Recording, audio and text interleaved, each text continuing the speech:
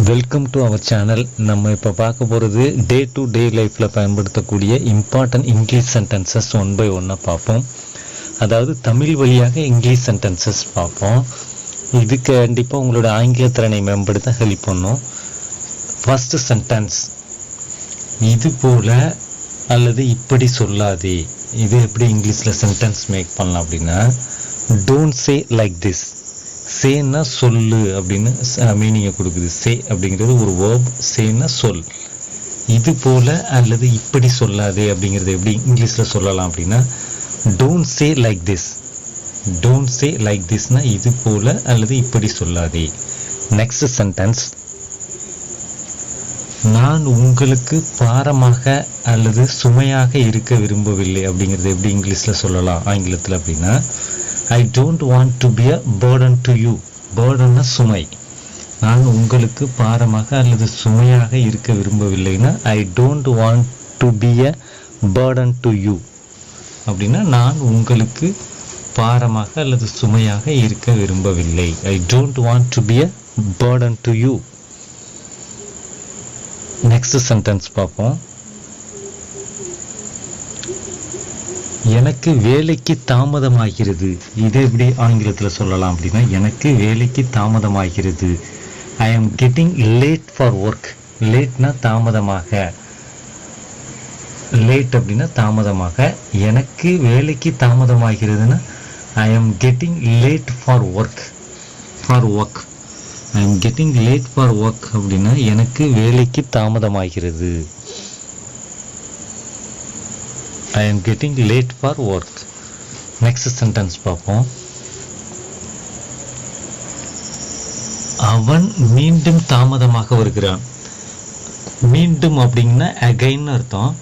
He is late again அப்படின்னா அவன் மீண்டும் தாமதமாகிறான் அல்லது தாமதமாக வருகிறான். அவன் மீண்டும் தாமதமாகிறான்னா he is late again. He is late again அப்படின்னா அவன் மீண்டும் தாமதமாகிறான். againனா மீண்டும்.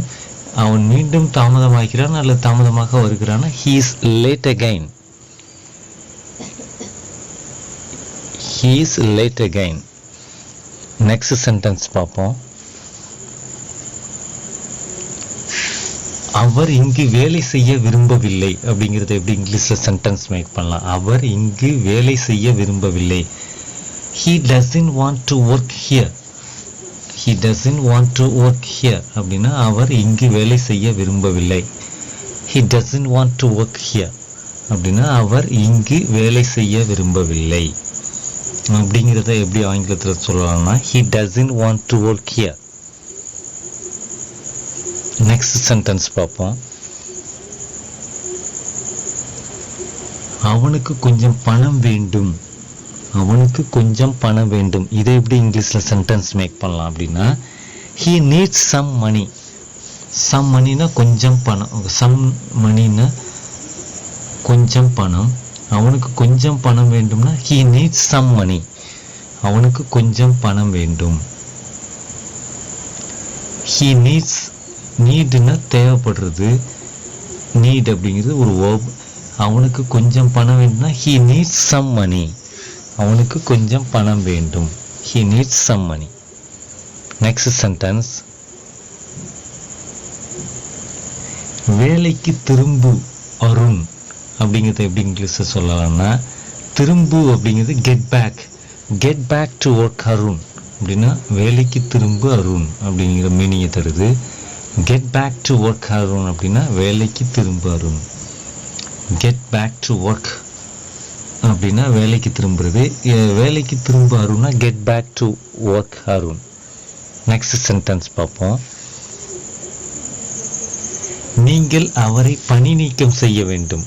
இதை எப்படி ஆங்கிலத்தில் சொல்லலாம்னா, you should fire him. You should fire him.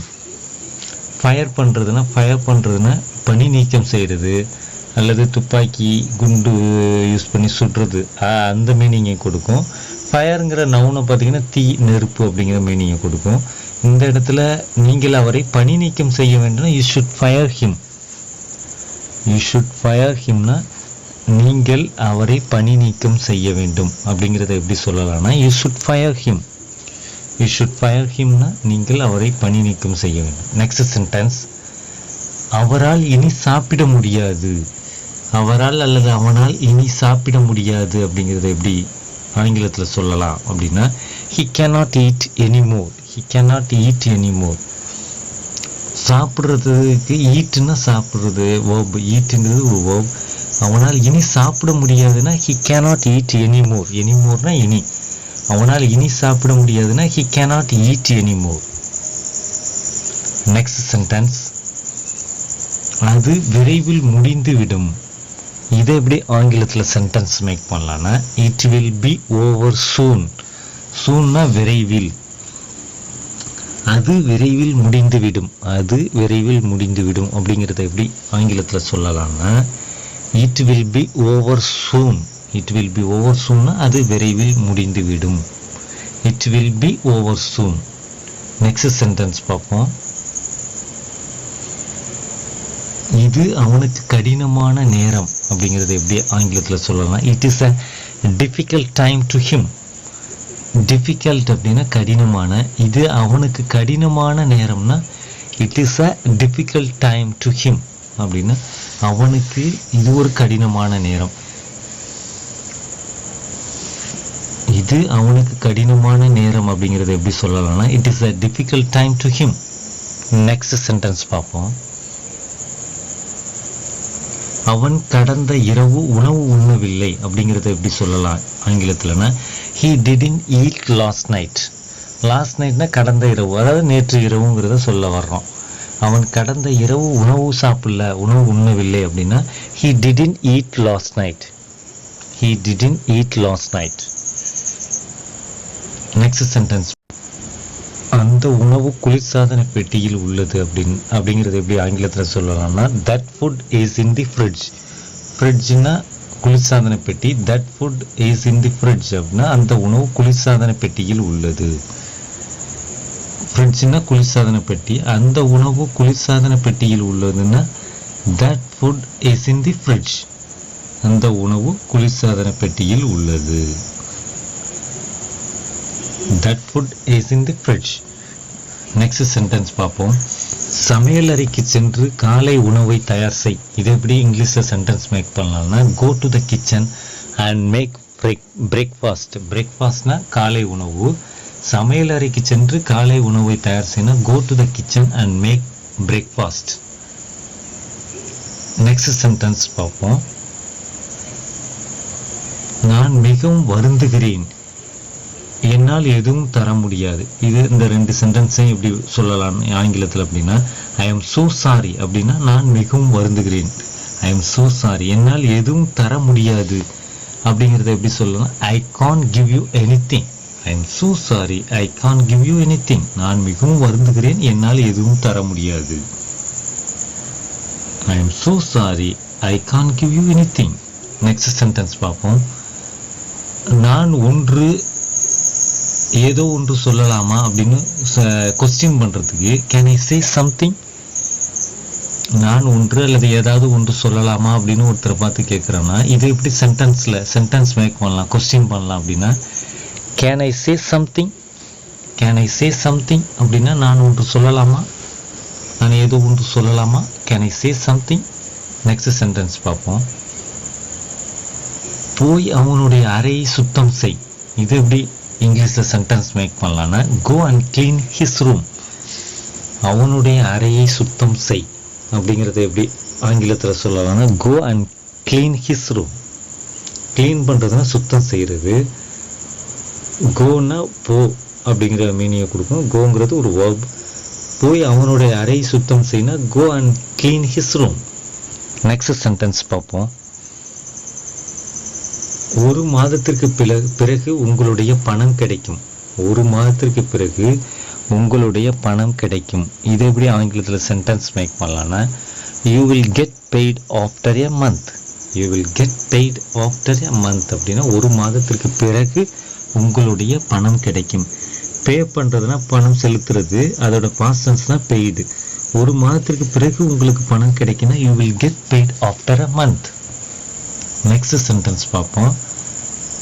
இந்த உணவு உங்களுடையது, நீங்கள் அனைத்தையும் சாப்பிடலாம். இதை எப்படி ஆங்கிலத்தில் சொல்லலாம்னா, இந்த உணவு உங்களுடையதுன்னா this food is yours, you can have it all, you can have it all, நீங்கள் அனைத்தையும் சாப்பிடலாம்.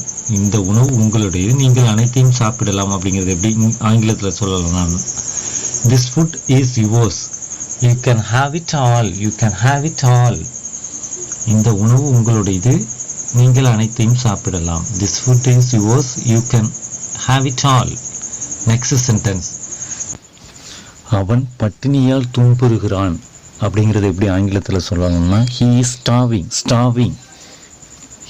அவன் பட்டினியால் துன்புறுகிறான்னா he is starving. ஸ்டாவுங்கிறது ஒரு வேர்ப். ஸ்டாவுன்னா பட்டினியால் துன்புறு அல்லது பட்டினியால் இறந்து போ அப்படிங்கிற அர்த்தத்தை தருகிறது. அவன் பட்டினியால் துன்புறுகிறான்னா he is starving. அவன் பட்டினியால் துன்புறுகிறான் அப்படின்னா he is starving. he is starving. Next sentence பார்ப்போம்.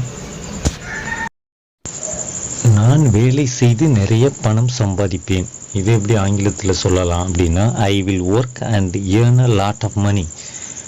ஏர்ன் பண்ணுறதுன்னா பணம் சம்பாதிக்கிறது. நான் வேலை செய்து நிறைய பணம் சம்பாதிப்பேன்னா I will work and earn a lot of money. நான் வேலை செய்து நிறைய பணம் சம்பாதிப்பேன். I will work and earn a lot of money. நான் வேலை செய்து நிறைய பணம் சம்பாதிப்பேன். இப்போ பார்த்த அனைத்து சென்டென்ஸையும் பேசி ப்ராக்டிஸ் பண்ணி பாருங்கள். தேங்க்ஸ் ஃபார் வாட்சிங். Please subscribe to my channel. Thank you.